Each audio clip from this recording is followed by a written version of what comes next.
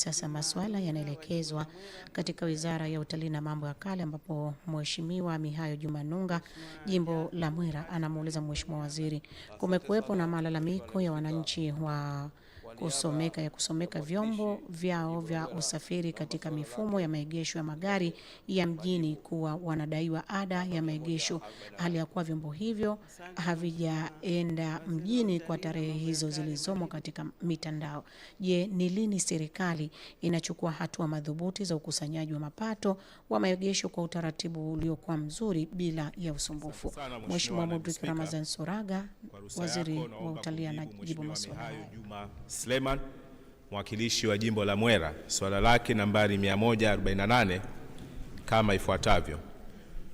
Mheshimiwa Naibu Spika, Mamlaka ya Hifadhi na Uendelezaji Mji Mkongwe kwa mujibu wa sheria, kanuni na miongozo husika ya uhifadhi wa Mji Mkongwe ina wajibu wa kusimamia na kuratibu matumizi ya miundombinu na huduma zote ndani ya eneo la Mji Mkongwe kwa namna inayolinda thamani yake ya historia, kiutamaduni na kiutalii.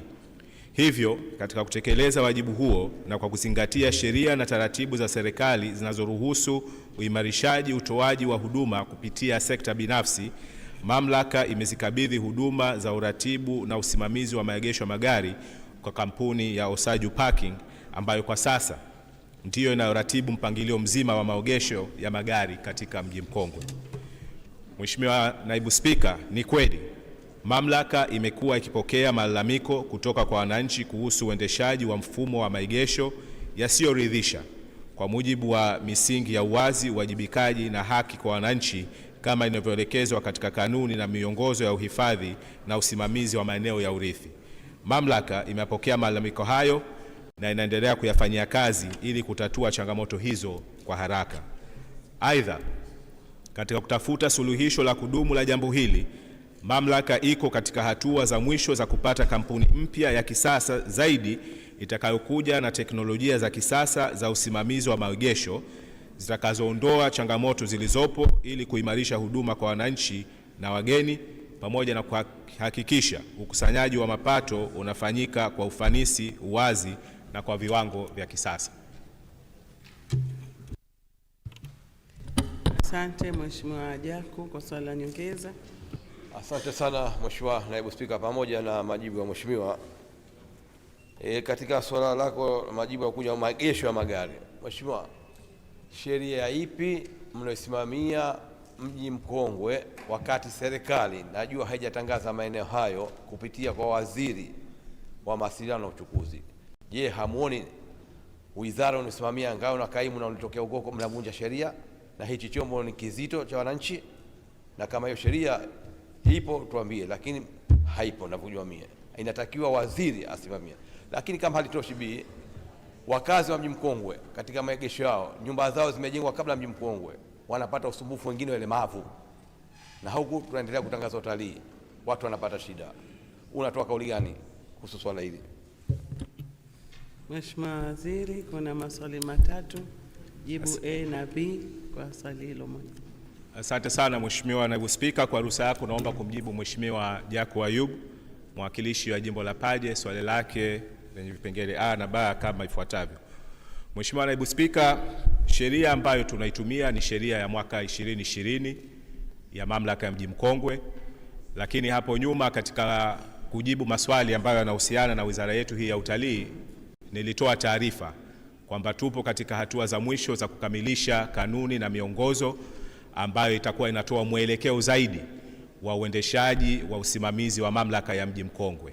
Na kama ambavyo nilieleza hapo awali kwamba tuendelee kustahimili wakati tunaendeleza kuzikamilisha hizi kanuni ambazo kimsingi ziko tayari, zinasubiri kupitia ule utaratibu wa kiserikali ili ziweze kukamilika na hatimaye kuanza kutumika. Kwa hiyo nimtoe hofu Mheshimiwa mwakilishi kwamba serikali hii inasimamia shughuli zake kwa mujibu wa sheria, inasimamia shughuli zake kwa mujibu wa kanuni ambazo zimewekwa.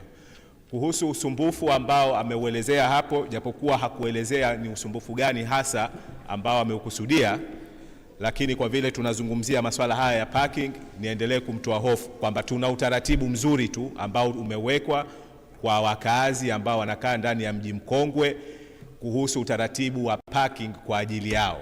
na kuna pasi maalumu ambazo wamepewa wakazi wale ambazo zinawa identify kama wao ndio wakazi wa Mji Mkongwe, na hivyo wanakuwa na utaratibu wao nje ya utaratibu ambao unatumika kwa wageni ama watu tu ambao wanakuja kwa shughuli zao na baadaye kuondoka. Asante Mheshimiwa Moza kwa swali la nyongeza.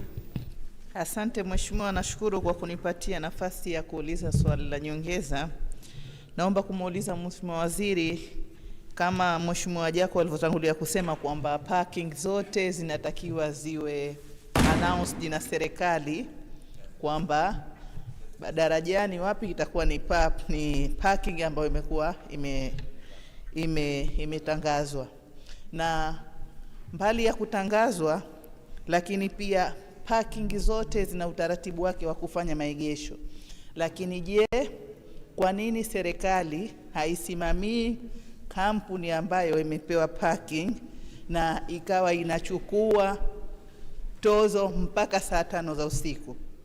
Na je, kwa nini serikali kwa mujibu wa sheria itatakiwa parking siku za weekend kama Jumapili haitakiwi ifanyiwe parking, lakini kwa nini kwa sasa siku zote ukienda darajani unaambiwa ulipie parking, na pia mpaka usiku wa manane pia unalipia parking? Naomba maelezo ya kina kuhusiana na hilo. Asante Mheshimiwa Waziri, majibu. Asante sana Mheshimiwa Naibu Spika, kwa ruhusa yako naomba kumjibu Mheshimiwa Moza, mwakilishi viti maalumu, swala lake kama ifuatavyo. Mheshimiwa Naibu Spika, kama ambavyo nilieleza hapo awali kwamba maeneo yote haya ambayo yanasimamiwa na Mji Mkongwe yanasimamiwa kwa mujibu wa sheria ya mwaka 2020 ambayo ndio inatoa muongozo wa shughuli zote namna gani ambavyo zinatakiwa ziratibiwe ndani ya Mji Mkongwe. Kwa hiyo swala la sheria lipo. Kilichobaki ni swala la kanuni, ambapo nilieleza hapo awali kwamba kanuni zile vile vile zipo tayari zinasubiri kusainiwa, na zile kanuni tutapokuja kuzileta hapa mtakuja kuona utaratibu wote ule ambao umewekwa wa kusimamia hizi parking, muda wa kupaki, ada ambazo zinatakiwa zilipwe, muda wa weekend na mambo mengine yote hayo ambayo umeyaelezea. Kwa hiyo niombe sana Mheshimiwa Mjumbe kwamba tustahimili, kanuni zile zitapokuwa ziko tayari tutazileta hapa na sote tutakuwa tuna ownership nazo na kuona jinsi gani ambavyo zinavyofanya kazi. Kuhusu hawa ndugu zetu ambao tumeingia nao mkataba Osaju, kama ambavyo nilikwisha kueleza kwamba tuna changamoto nyingi, nyingine za kimifumo, nyingine za kiutawala, na nilimeeleza katika jibu langu hapa kwamba sasa hivi tunaelekea kuachana na Osaju. Kuna kampuni nyingine kutoka Sharjah inaitwa Ozone, ambao hao sasa tutakuja kuingia nao makubaliano, na wao wanatoa huduma zao kwa standard za kimataifa zaidi. Kwa hiyo naamini changamoto hizi ambazo tumezikumba ama ambazo zimetukumba kwenye mifumo na kiutawala tutaweza kuzirekebisha baada ya kuingia makubaliano haya mapya. Kuhusu utaratibu, Mheshimiwa Naibu Spika,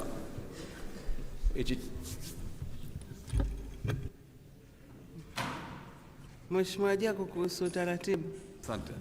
Ningeomba Mwanasheria Mkuu akasimama leo Kanuni akatuelimisha. iliyovunjwa kwanza 37. 37.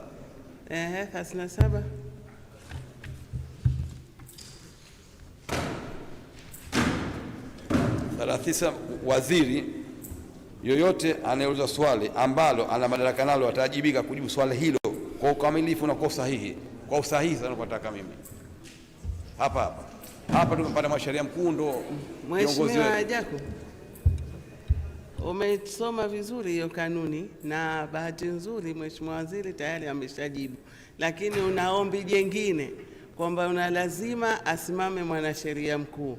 Sasa mimi nadhani kwa vile ameshajibu yeye akakae, halafu wewe sasa ukutane na Mwanasheria Mkuu ili mzungumze. Nikuombe haya maneno yanaingia kwenye Hansard na itakuwa si vizuri. Mheshimiwa Jako, majibu yameshatolewa kwa mujibu wa Mheshimiwa Waziri, amejibu tu vizuri. Sasa naonekana bado una hamu serikali iseme jambo kupitia Mwanasheria Mkuu. Sasa mimi nikuombe sasa mfuate Mwanasheria Mkuu katika hili ili uweze kuzungumza naye, lakini kwa sasa basi nadhani tuache tuendelee. Na Mheshimiwa Waziri, tunaendelea. Katibu kwa wizara inofuata. Usisahau kusubscribe, kulike, kucomment na kushare Mshindo TV.